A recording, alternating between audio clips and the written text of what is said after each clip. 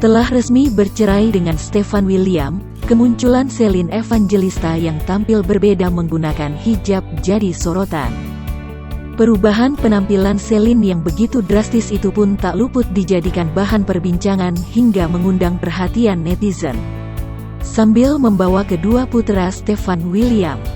Dilansir melalui unggahan story di akun Instagram miliknya Sabtu tanggal 29 Januari tahun 2022.